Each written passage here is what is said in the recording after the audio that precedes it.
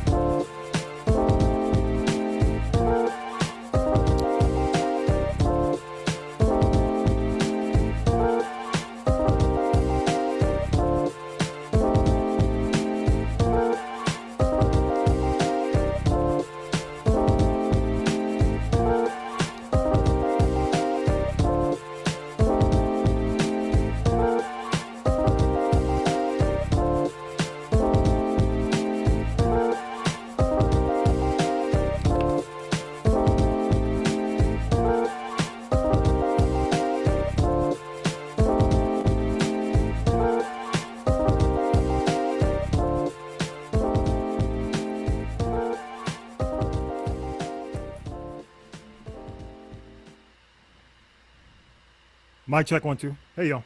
Okay.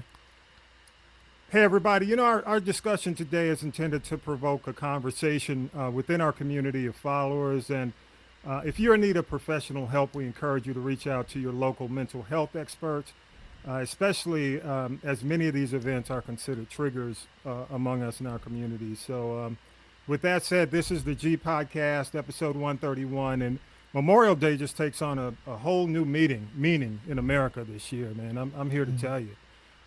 Each week we do news, politics, pop culture. They're piping our tea with the one and only Tanya B. Hello, Tanya B. How are you? Welcome.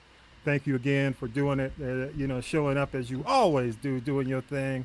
And I'm gonna get to you in just a second. And Okay. we have a guest this week as well. Another week, another mass shooting.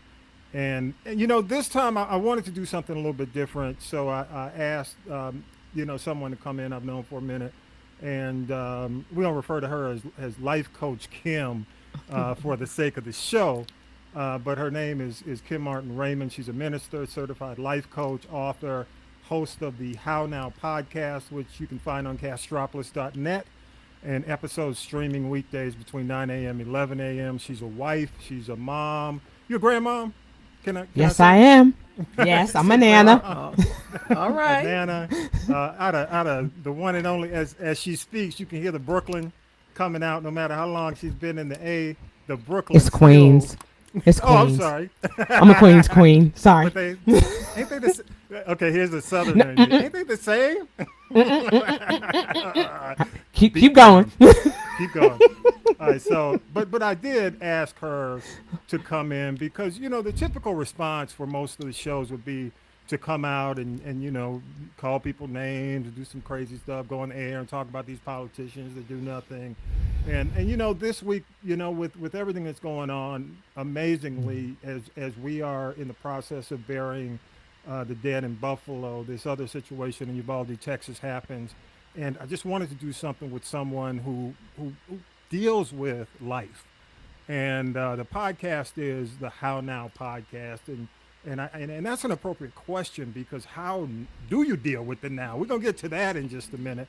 But what I want you to do, Life Coach Kim, is tell people a little bit of who you are. But I'm gonna start off with this question, and I want you to include this in the answer. You've experienced loss, okay, Yes.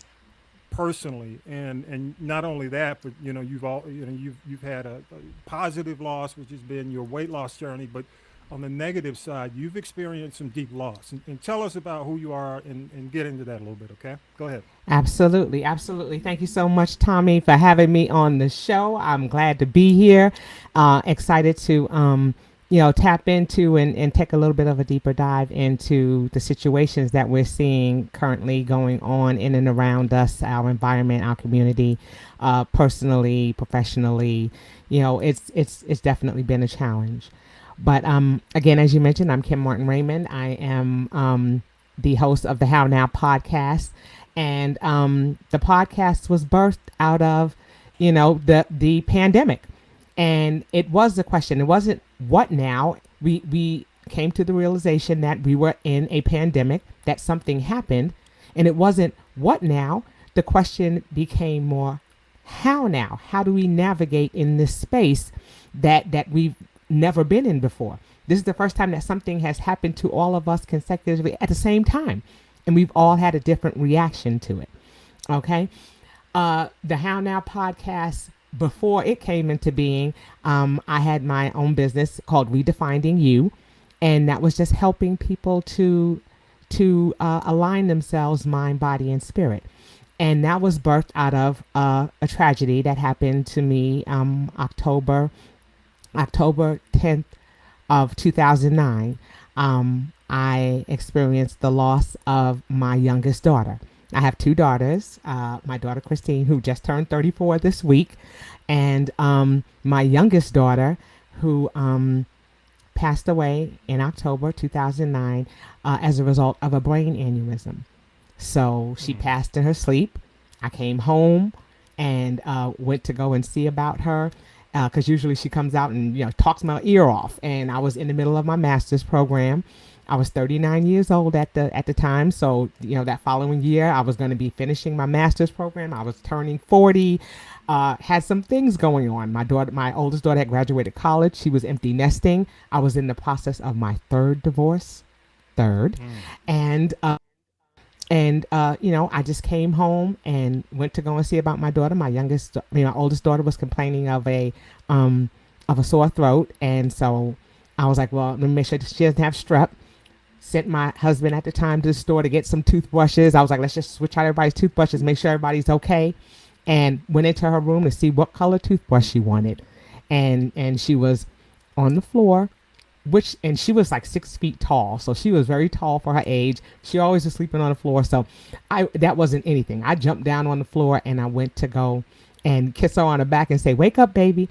And immediately I realized that she was not breathing. And wow. I lost my baby. And, to experience a loss and then empty nesting and then going through a divorce all at the same time. And turning 40. So, as a woman, you're turning that corner. And it was just like, okay, so now what? And for the first time in my life, I was living by myself. Because shortly after she passed, my husband and our divorce finalized in March of that year, but he moved out in February. And my oldest daughter was on her way back up to New York after graduating with her bachelor's degree. And so here it was. I was by myself, and I remember sitting on the stairs and saying, okay, so now what do I do? And a lot of my friends, I was the person that they would come to and say, hey, Kim, our friend lost her child. What do we say to her? But they were like, it's you, and we don't know what to say. And that's kind of how I got into the space of coaching. Because, people were like, have you ever thought about coaching? And I was like, well, like coaching football? I knew nothing about coaching. And so I had to go and start researching that. And I said, well, this is something that I do all the time.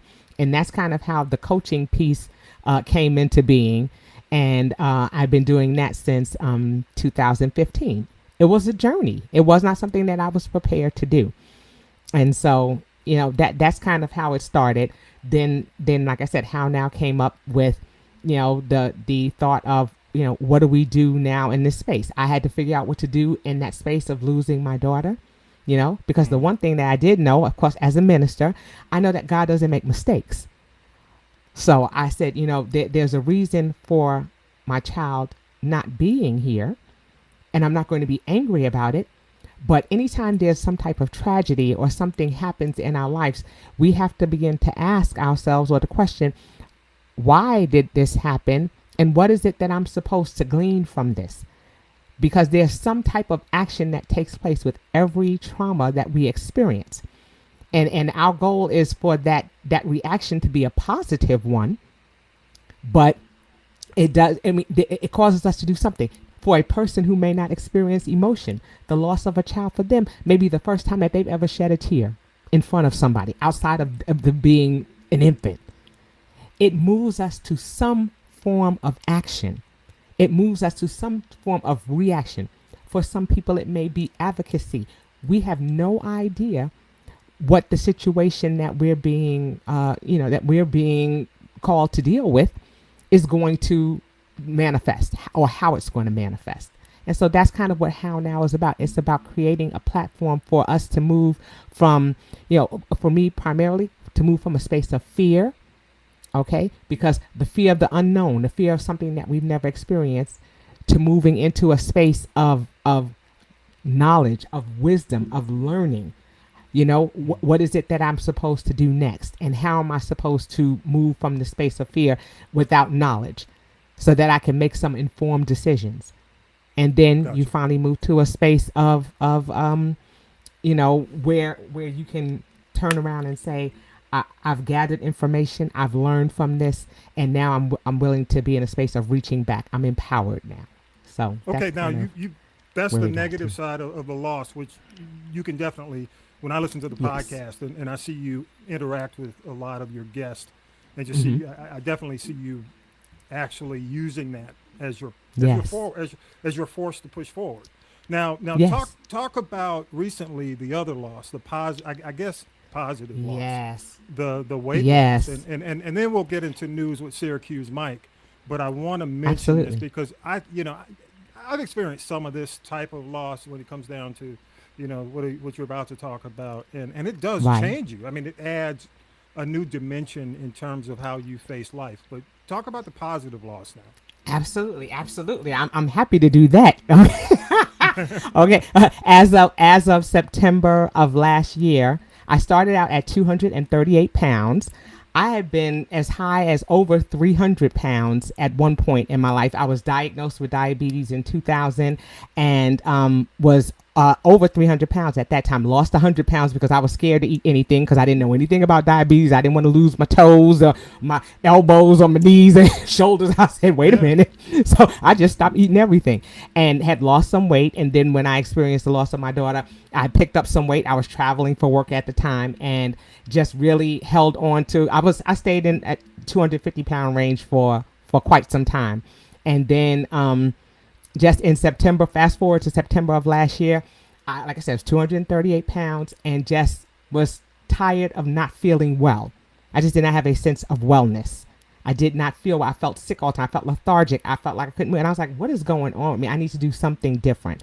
And so I started a wellness journey and started with a program that where you eat fuelings and you eat them 6 times a day and you eat 2 healthy meals. I won't name the program, but Yeah, no need. Go ahead. it's but what it did was it moved me from that 238 pounds to being currently 183 pounds. I've lost 55 Yes. pounds Let since. me give it up. Yes. Yes. So I ain't been That's a big 100 deal. nothing. Yeah, I ain't been 100 nothing since I was 17. And so, I'm used to going to the moo section, to the zebra and cheetah prints and everything else. And it's a mind thing. But what I want to say, I know before you get into the news stories is Yeah. that the common thread is it's all mindset. Everything is about mindset, whether it is something positive or a negative, whether it is a trauma or it is a victory, there is a mindset that goes along with that. And it's important that we realize that's going to be critical in how we navigate, how we move in this now. There has to be a mindset. There has to be a determination. There has to be something that causes you to make that pivot. And a lot of us have had to do that currently in the stage that we're in right now. Good stuff. Let me give it to you. I didn't give you the air horn. You get the air horn too. I like that. Again, Kimberly Martin Raymond, we're going to call her for the sake of this podcast, Life Coach Kim. Thank you so much, the How Now podcast. Now, we're going to go ahead and go into Syracuse Awesome. Mike. We'll come back on the other side. I promised Tanya B. her that I would not talk a whole lot of politics when she's on, but I do want her to kind of frame what her advice is based on what's going on in our current in our world, and it's difficult to escape. Really, it is. So let's do news with Syracuse Mike, and we'll come back on the other side. Here we go. News All team, right. assemble! It's time for the Week in News with Syracuse Mike. We now have more details about the shooter's timeline in Uvalde, Texas, leading up to the elementary school mass shooting that left 19 students and 2 school employees dead. Steve McCraw is with the Texas Department of Public Safety. He announced, on Facebook, a message that he was going to shoot his grandmother. He shot his grandmother. He re-reported that he had shot her. And after that, he reported that he was going to a school to attack it. Now, he didn't identify the specific school. He did say elementary at that point in time. Tuesday's shooting was the second deadliest school shooting in the U.S. The shooter did not have a history of mental illness or a criminal record.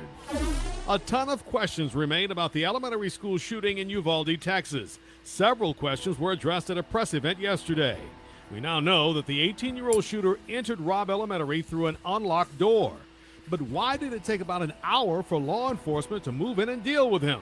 Victor Escalon of the Texas Department of Public Safety tried to answer that question. This video, the residual interviews, we'll have a better idea.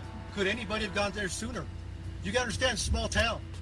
Yeah, people from Eagle Pass, from Del Rio, Laredo, San Antonio responding to a small community. During the tense discussion Thursday, we also learned that there were some conversations between the gunman and officers. During the negotiations, there wasn't much gunfire other than trying to keep the officers at bay. But that could change depending as once we analyze the video. But right now, according to information, he did not respond. Several people on the scene said they begged law enforcement to charge into the building and considered going in themselves. Escalon said officers were not able to make entry initially because of gunfire they were receiving. In the wake of mass shootings in Uvalde and Buffalo, the White House wants Congress to act now. White House Press Secretary Karine Jean-Pierre. I don't have anything to preview for you as to any meetings, upcoming meetings that may be happening at the White House this week or next week or in the coming weeks. We really, truly, as I said, leave it to the mechanics up to Senator Schumer and Speaker Pelosi. A number of Republican senators said changing gun laws is a non-starter. Many questions remain about the elementary school shooting in Texas. The key question is, why did it take about an hour for law enforcement to move in and deal with the shooter? Several people on the scene said they begged law enforcement to charge into the building and considered going in themselves. Officials say officers were not able to make entry initially because of the gunfire they were receiving. But I'm here on this floor to beg, to literally get down on my hands and knees and beg my colleagues. Find a path forward here. Work with us to find a way to pass laws that make this less likely.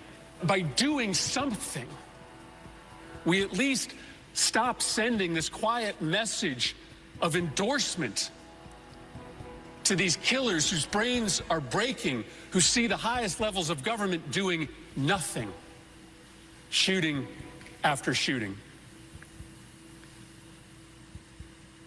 What are we doing? Why are we here? What are we doing? When are we going to do something? I'm tired. I'm so tired of getting up here and offering condolences to the devastated families that are out there. I'm so tired of the, I'm sorry. I'm tired of the moments of silence. Enough.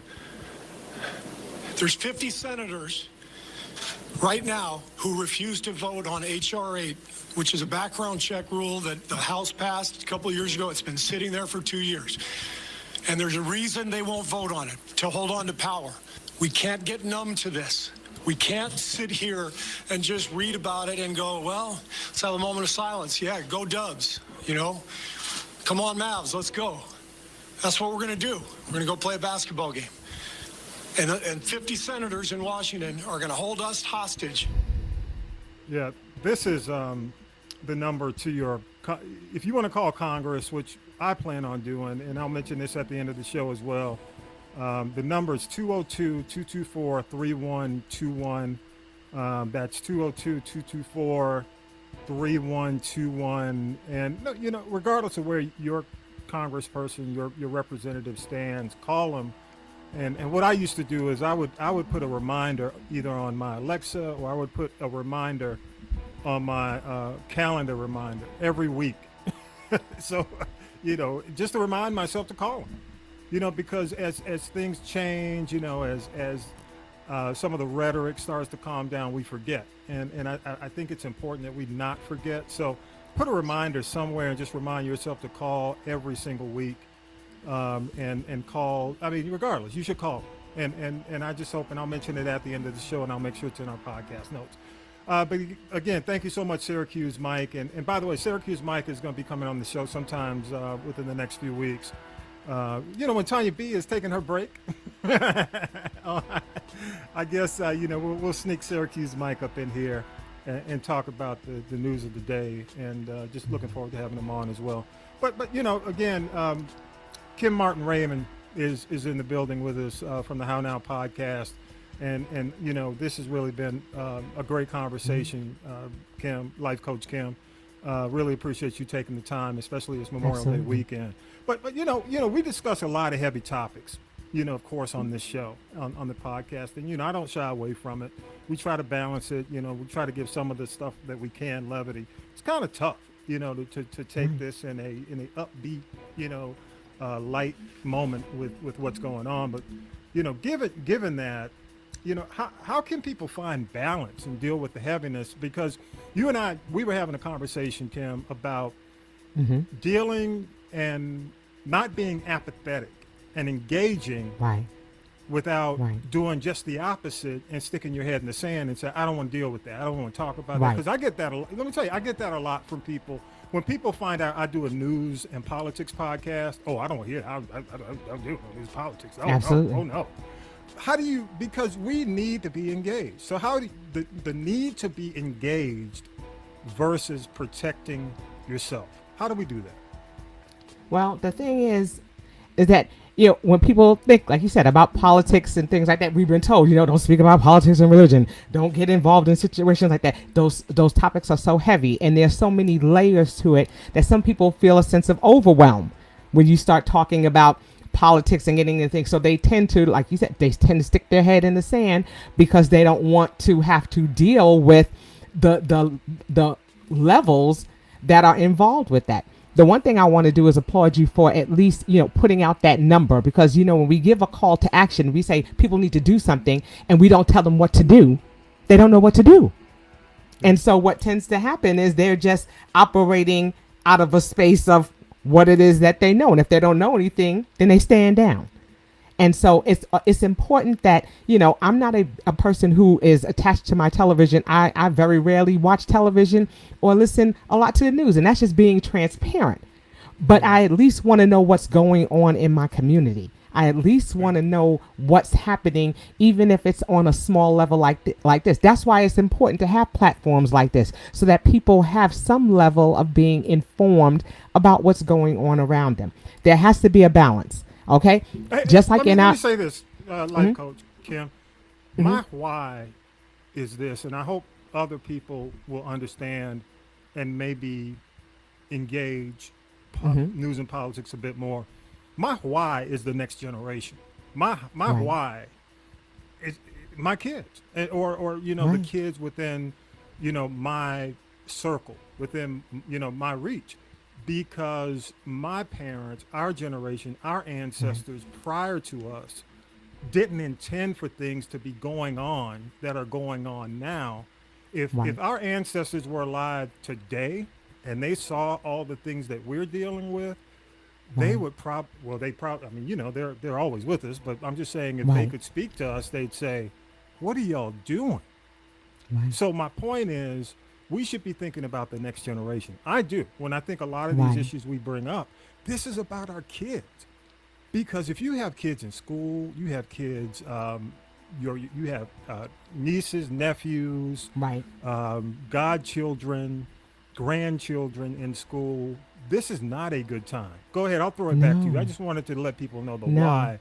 If they were wondering, well, why should I? That's why. Absolutely. Go ahead. Absolutely. And that is the leading question. Why is it that, or why is it that you're moved to do something? That's why when we look at these tragedies and things that are happening around us, we have to, what is our call to action? What is it that we need to do to help us to move beyond this space of pain and beyond this space of frustration? How do we navigate beyond that? There has to be something, and that comes from education. That comes from knowledge. That comes from knowing. We have to tap in and plug in at some point. Some people choose not to plug in because they feel as though they don't want to be desensitized because they see it so often that they feel that they'll be desensitized by the situation, and then they won't have that feeling anymore. It's about emotion. It's about heart. And for some of us, we don't want to lose that feeling of pain at the loss because we've seen it so much that it's become commonplace and that we've become conditioned by it. So it's important for us to be able to express empathy, to be able to look at what's happening around us, in and around us, and to be able to respond in an effective way, to have a voice in this. Because just like that senator was saying in the clip, we just can't move to a place of complacency or a place of acceptance. We can't let our silence equal acceptance. So we have to be willing to say something.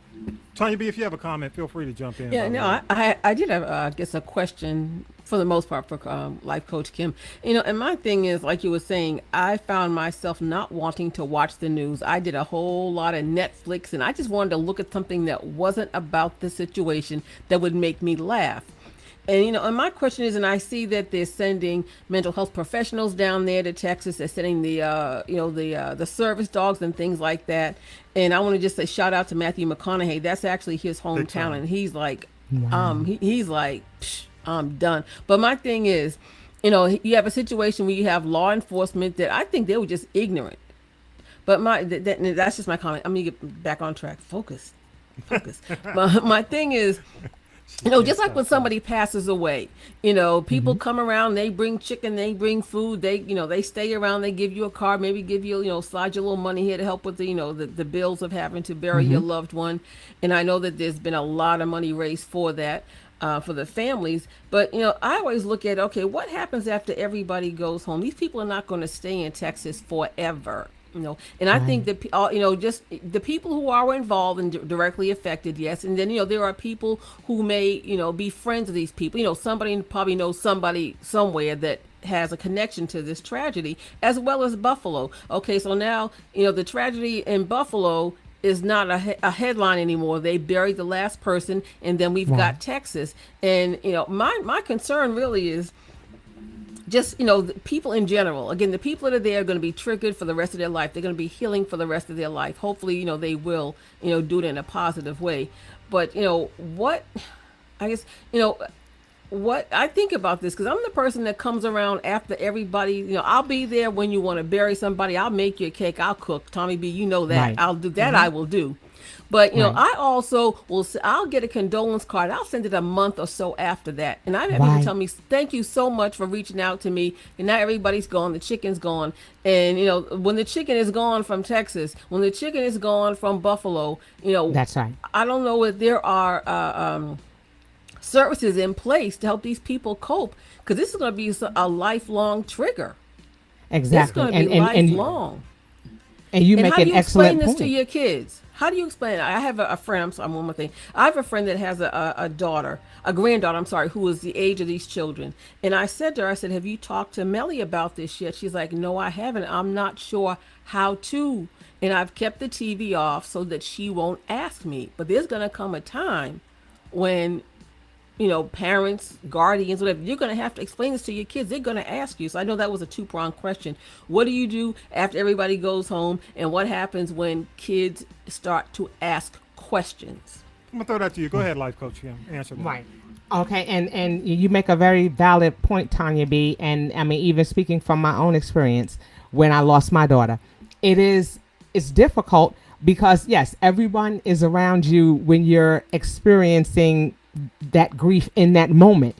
So everyone converges on you, and you're so distracted by all of these people coming in and around you, asking all these questions, trying to figure out what they can do, and then all of a sudden, when everybody is gone and you really have time to process it, that's when the real healing starts, and that's when the real support needs to happen, because that person has now had an opportunity to sit with what has actually happened, because now they're no longer answering all of these questions, addressing all of these things that are going on, making all of these plans and arrangements.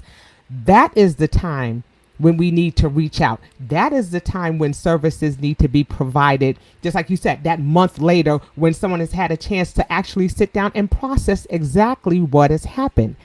And that's kind of where we fall short, because the need is for what happens again. How now? How do I navigate in this space now that what has happened is over? How do I go about proceeding? How do I advocate for myself? When I thought about when my daughter passed away, I thought about my oldest daughter. She lost her sister. My parents lost their granddaughter. Yeah. I was not the only person that suffered loss, and I needed to be strong. I needed to be there for my daughter. I needed to be there to support her because she's still here. And that's something that's important to remember. Those who are left behind, what is it that they're being called to do? Okay? When we talk about the aspect of children, and being able to explain to them what happened, it needs to be on a level that is appropriate for them. And it may just simply be that, those children lost their lives, and their mommies and their daddies and their grandparents and their aunties and uncles are very sad that they're no longer here. And sometimes that is enough. Sometimes we try to over explain, and then it goes out of the scope of what it is that they understand. They're asking a simple question. And sometimes we tend to want to make it more or add a little bit more. You take your cues from the child. And if the child says, okay, and they go skipping off, then you let it stay where it is. You don't try to add more to it. And that's what we tend to do. We tend to try to over explain instead of simply answering the question that they're asking. And they may just be saying, well, what happened? You make a great point. Is it under over explaining? And my thing is, I always will tell people, and I say, when I have a show on the network as well, and I say, it's okay if you're not okay, but it's not okay if you don't do anything. And we as people of color, black, brown, and tan people, we have shied away from the stigma. There's a stigma of mental health awareness or getting any mental health assistance. It's always suck it up, don't cry, don't think about it, and people that internal trauma really sometimes manifests into some destructive behavior. But my thing is now with people already in need of mental health services because of the pandemic, how we've been living the last 2.5 years. And then you have, that free year of mental health assistance and that free year of telehealth mental counseling, it has gone away. And now people are not seeking mental health assistance, and now they have to pay for it. And a lot of people still don't have that benefit, even if they do have Obamacare, or health insurance, marketplace insurance, or something through a job that they may have. I just wonder about that. Concerns me, because if you have a parent who's been traumatized, then their child is going to be double traumatized. And I don't know if there's an answer. How do we as people of color erase that stigma that it's Right. okay to go get on the couch. It's okay, if you're not feeling well, it's okay to take a chill pill. Yeah, go Right. ahead. And Go this ahead, is where Life and Coach this is where it's important for us to ask for help when we need it, because you may not be in a position to answer that question. If that child comes to you and you're still trying to deal with it, are you necessarily the person that can bring that response to that child in an effective manner? It all goes back to us and being able to say, all right, am I qualified, or do I need help in answering this question? Is there something that I need to do first, so that way when I bring it to whoever I'm bringing it to, I'm not bringing in misinformation and I'm not continuing the cycle of fear. We have to make sure that we're in safe spaces and that we're mentally sound before we can respond to and assist others. That's why I said there are those layers. There's that fear, there's that learning, and then there's that growth. And where do we fall in that spectrum? And if we're not in a place where we're at growth, where we can reach back and assist, then what do we need to do to get to that space? Life Coach Kim, we got a few questions from our audience. I'm going to go ahead and play one. Here we go. How might aspiring teachers cope with mass shootings in schools? Life Coach Kim. Right. Kim, Okay. please. Now, yes. And with this question, it's important for us to, again, I liken it to a stewardess on an airplane. I do a lot of traveling. Okay. And when you're sitting in that space where there's that exit window and they're asking you, are you are you comfortable with assisting in the instance of an emergency? We again have to look at ourselves. We have to ask ourselves the question, am I comfortable with assisting these children? Because again, we're talking about creating safe spaces. And if I, as an individual, as a teacher, don't feel safe, the children are not going to feel safe because they're taking their cues from me. And so what you have to do is ask yourself the question, am I capable of being able to deal with this? And that's a question that you have to ask yourself. Is this for me? There are a lot of people who are in the profession who have turned away from the profession because it has become so much of a stressor for them that they cannot no longer function in that. And we have to be honest with ourselves.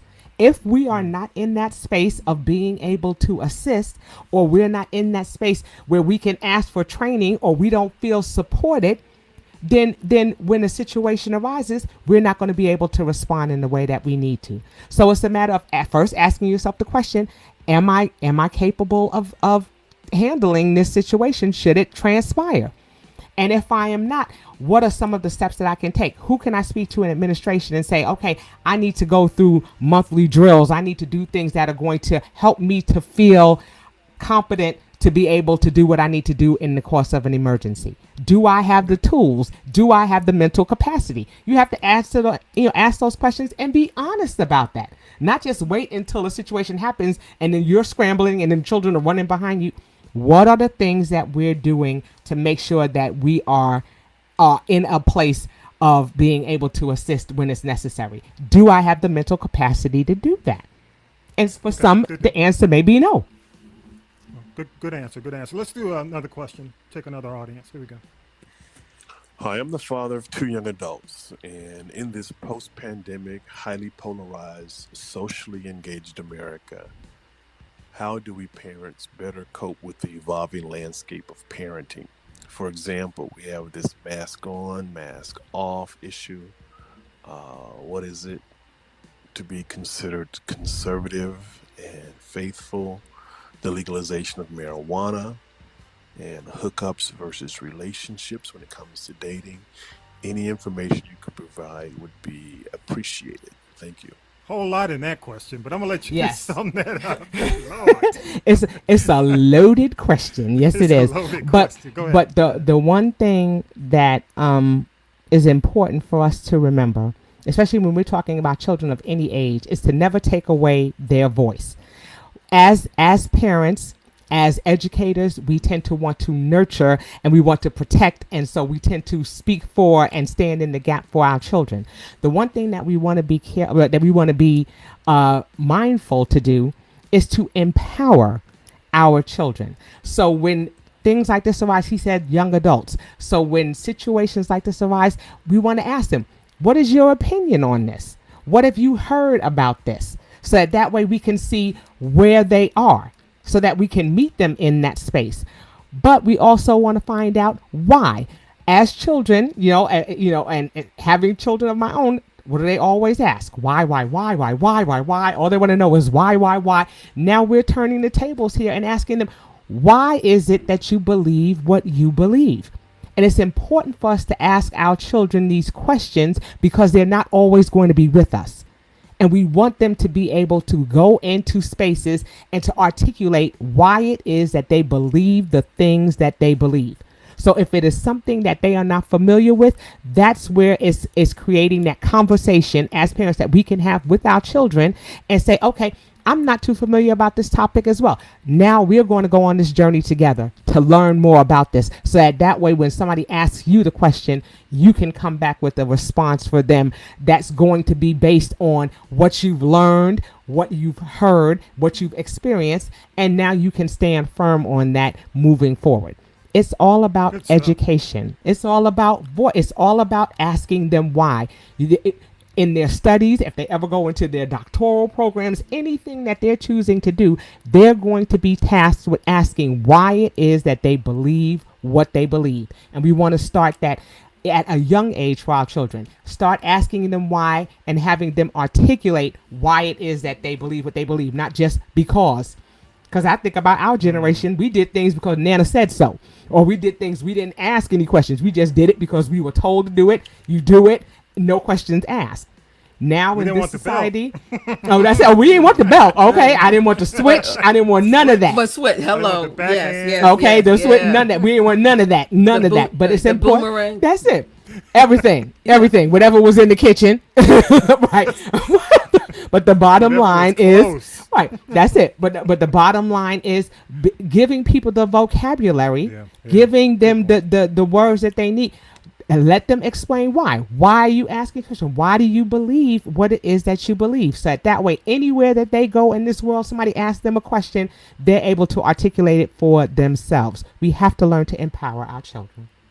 Good stuff. Y'all give it up for Life Coach Kim. Appreciate it. Thank you so much, man. I can breathe. I feel like thank you for coming on. I'm glad. Absolutely. And honestly, we've had a few situations come up, within your personal situations that have actually moved you to this weekend. And God, honestly, it happened for a reason. It is appropriate that you're on this weekend. So thank you so much on a holiday weekend for taking the time. Yes, Any absolutely. I'll get you in a minute. I'll let you go, Tanya B. After she finishes. Last minute. Anything you want to end with, as well as how can people connect with you, and then Tanya B, jump in. Okay.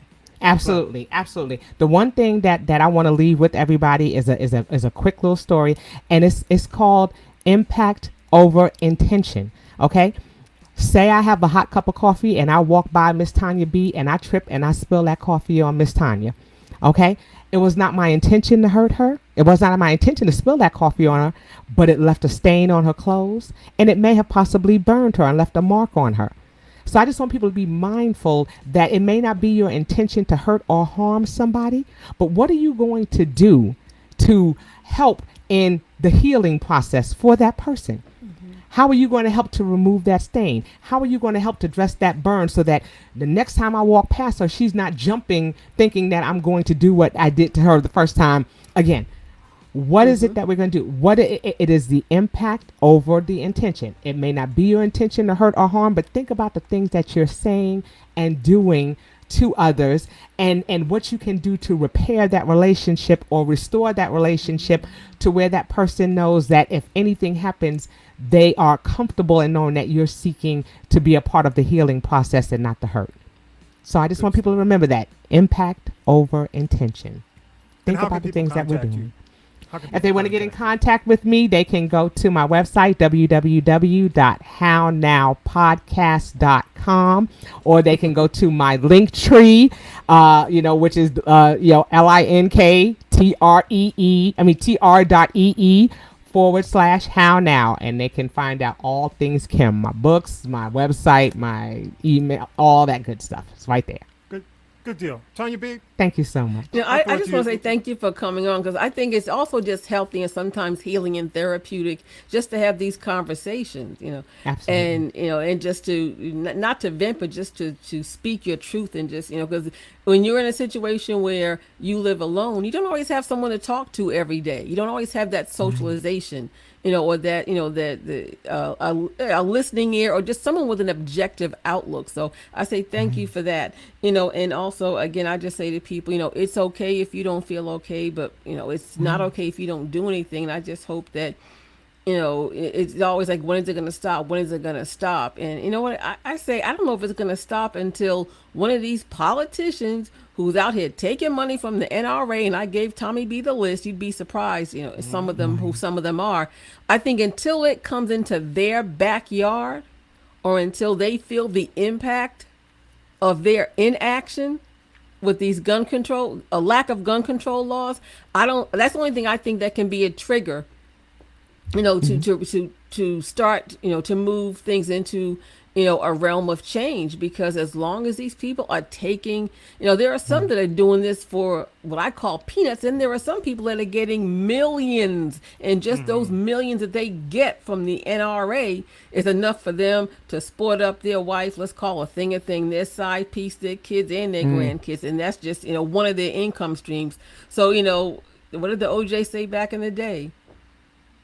Money is the root of all evil. They said so much. Does funny, I know, right? But you say that it does funny things to some people, you know. Right. And money Right. will drive some people out of their mind, you know. You know, and one other thing I want to ask you, Coach Kim, before we go, you know, Look, she will let you go, Coach Cam. I know, no, but no, but Oh, no, that's I know fine. that. No, I'm kidding. That's See, fine.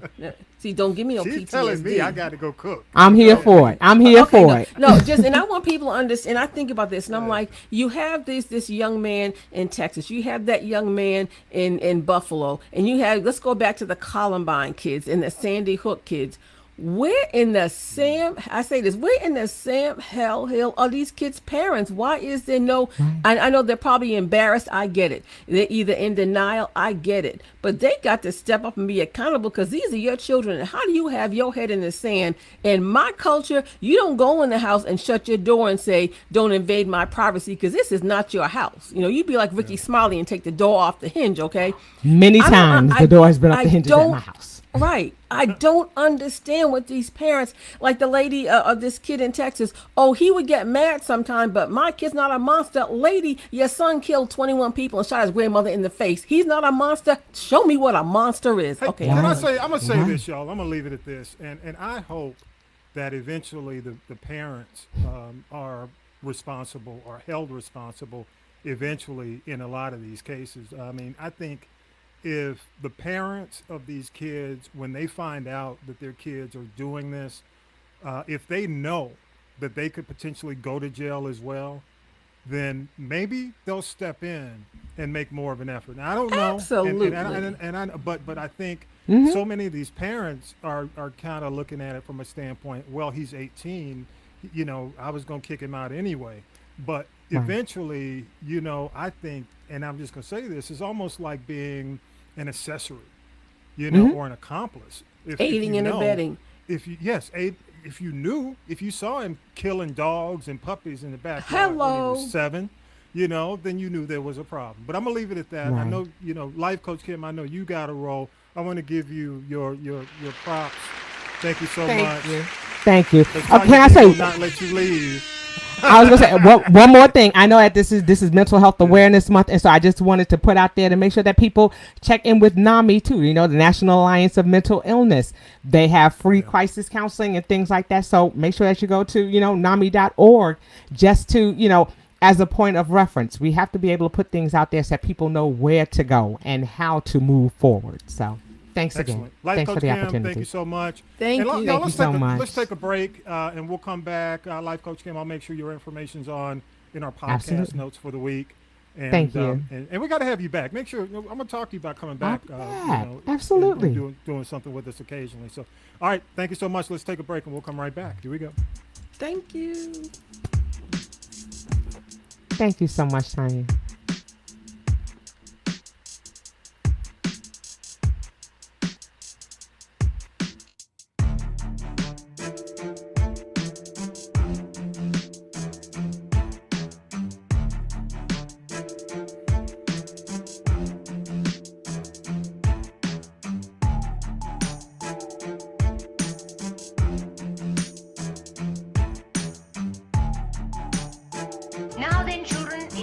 of tea.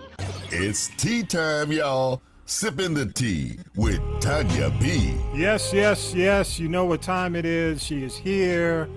She has to go cook, y'all. It is Memorial Day weekend, so you know what? Don't blame me. Okay, I'm gonna be Blame quick. No, me. I'm just gonna say this. You know, we're going through a lot right now. So one thing I Yes, like we to are. do, and Coach Kim, thank you for hanging out with us. I just like to bring a little bit of levity or a little bit of humor to the situation because there's so much sadness in the world. So if I can make somebody smile or laugh just in my delivery, I'm good with that. And with that said, let's get ready to sip this tea. Now, you know, we were talking about mental health issues. So now we're going to talk about two people who probably need some mental health. First one is Will Smith. And, I have not watched it yet. I'll probably do it tomorrow, Tommy B. We talked about this last week. Him being on David Letterman's Netflix show, My Next Guest Needs No Introduction. And again, it was taped prior to the slap down at the Oscars. And Will talked about how he took an herbal, some kind of Yes. some psychotic hallucinogenic tea, and he saw like my career, I'm losing my career, losing my family, losing my house. So it was weird that it was almost like an omen that if that happened. But the other thing, and I talked about this when the slap down first happened, Tommy B. I said Will Smith had his back to us, and when you're an actor in Hollywood, they teach you how to act like you're kissing somebody when you're not, and they teach you how to throw a punch and how to take a punch. Now we did not see him because he had his back to us actually put the paws on Chris Rock. I think he did not mean to, but I think he just connected with his face. So I just say, in the words of Johnny Taylor, he did say it's cheaper to keep it, but I think I call her Jada Go Fade Away, Pinkett Smith, that she might need to just give her half and let her go, because again, Will Smith, your health strength and your peace of mind is priceless. I know it's California and you got to give her half, and she living off of residuals from different worlds in the red table, which you need to go up under and stay there. But I'm just saying. Right. I hope, and he said he's in therapy daily. And I'm like, well, who's your therapist? Because whatever they doing may not be working. So maybe he found something new and he went over to Dubai and India. And that's just that. But I just say, I think Nick Cannon's drinking the same type of that psycho tea, because now he's talking about he wants to get paid for having a vasectomy. And I think he's about 8 kids too late, because, What? he'll have Wait a 10 minute, by wait the a end of the minute, year. wait a minute. He got 2 more Get coming. what? Get what? He wants to get what? You get paid to get a vasectomy. You heard what I said. Who's gonna pay him? Peanut and them. Why would he say that? Because he's a narc. I think Nick Cannon got a little ticky boom too. But I'm just saying, he has he's got money, but those kids need time. There's not enough hours in the day, even though his talk show is now canceled, for him to spend quality time and bond with those kids. There's 24 hours a day. If by the end of the year you got 10 kids, do the math, and you still got to work 4 or 5 jobs. Okay. What did they do to those kids on Nickelodeon? Some of the Disney kids, Amanda Bynes, man, Amanda messed up. I mean, the only one came out okay was Britney Keenan. Spears needs a mental health intervention too. Now I understand about Britney Spears' parents and what they were saying. That girl got it. Ooh, do Jesus. Anyway, Keenan came out okay, but what happened to everybody else? She lied about being pregnant. Then she got up on there after she got emancipated from the conservatorship and was up there, showing her cookies on child, please. What you got next? Speaking of showing somebody's cookies, I just want to know if you're ready for a Little Kim biopic and movie. And I just say, again, somebody else, I wish Kim would just get some self-esteem, because I want the old Little Kim, like from 1996 back.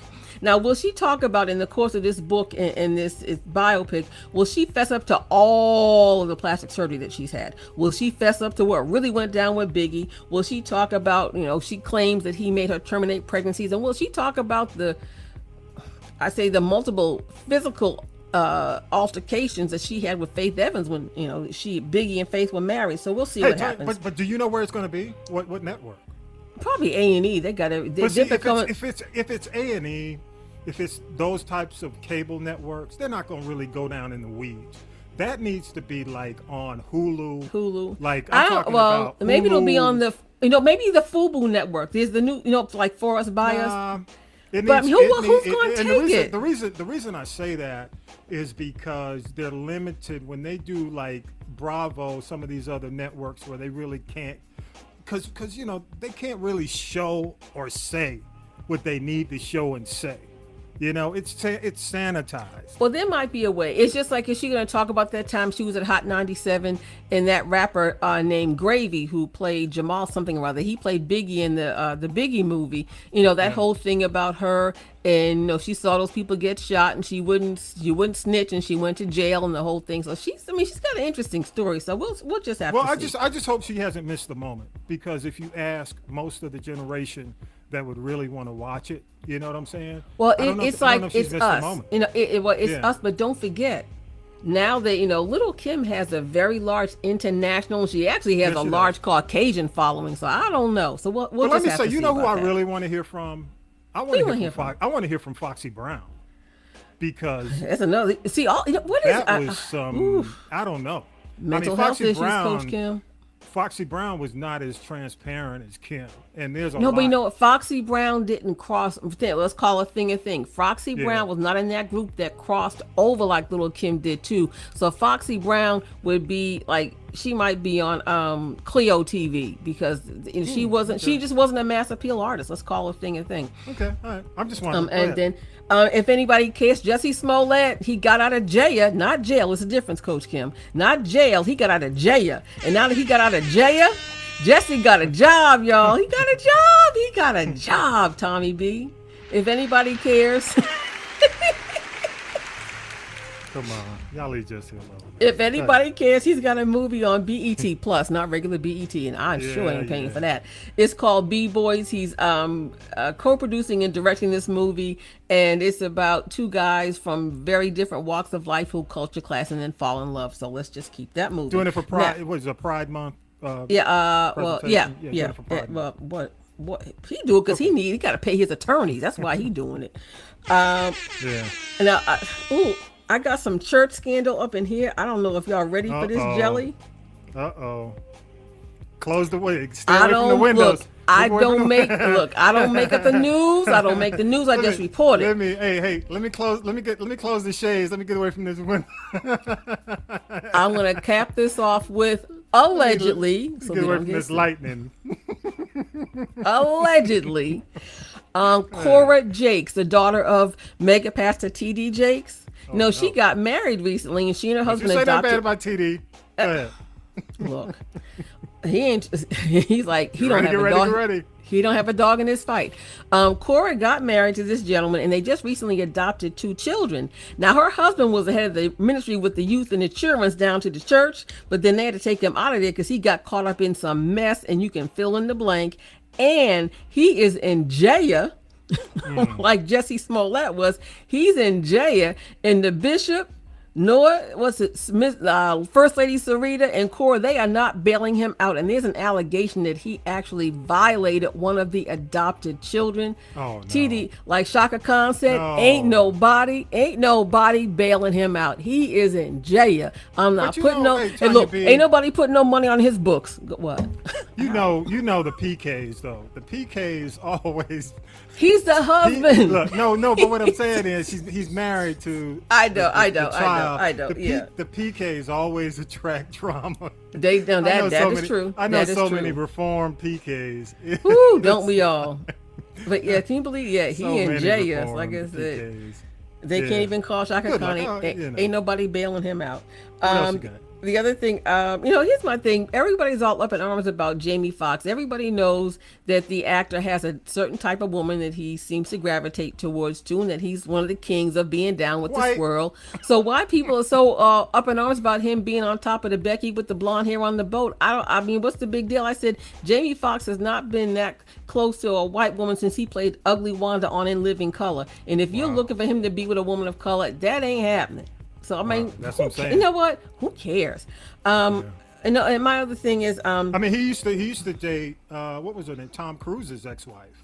right. Well, I'm saying another one, and you know what? Yeah. Let's move it on because it's 6:57, and I got to go cook my See, salmon. see, Okay, now one thing I time is got, tight. I have something that's very positive. I got to say this, and I want to say 5 on it to the actress Yara Shahidi. We know her from Blackish and yes.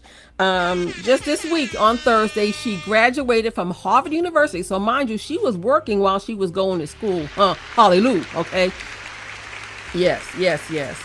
And she's got a degree from the African Americans and social studies department, and she said she wants to continue acting and producing, but she's also going to become a part of this Black political thought process. So I think because we so sorely need leaders, we have no leadership, and I think she really is a voice of the young people, and they will listen to her.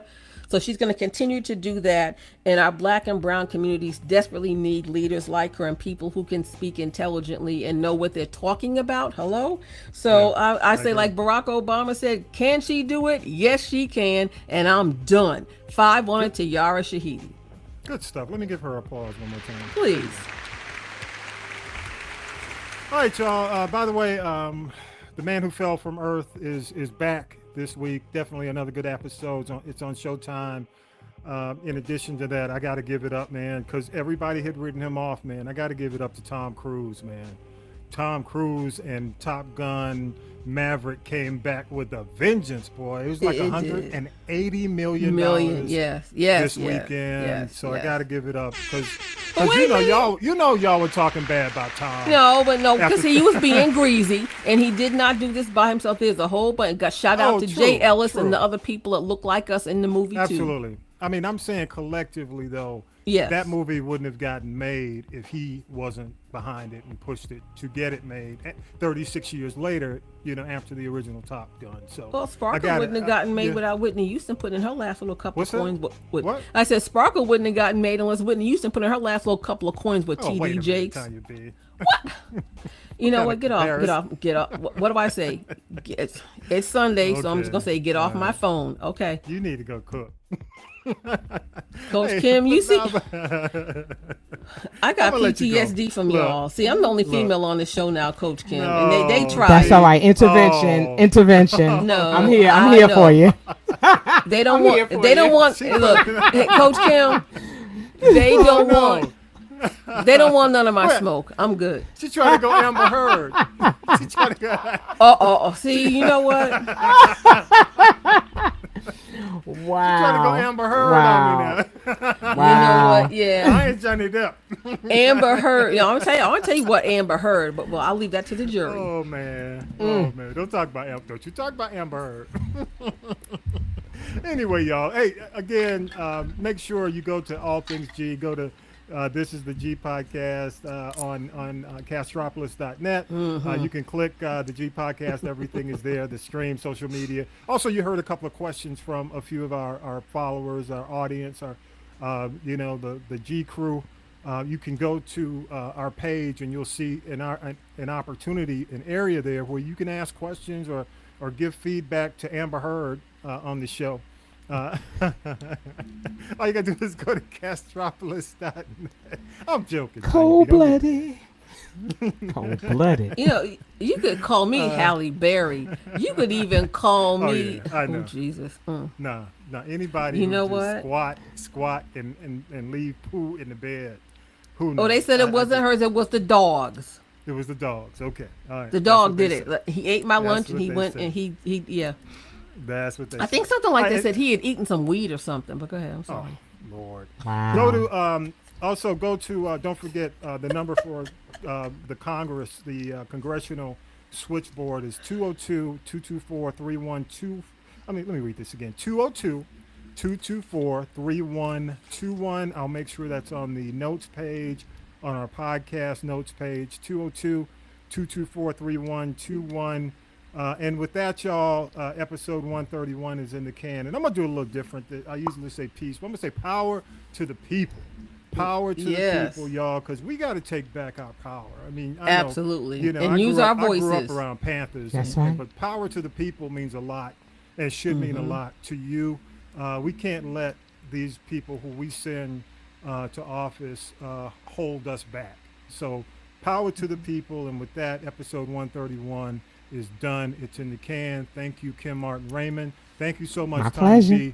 You're welcome. I hope I made somebody laugh or smile. I just want to make somebody laugh or smile today. Yes, you did. Peace. You playing.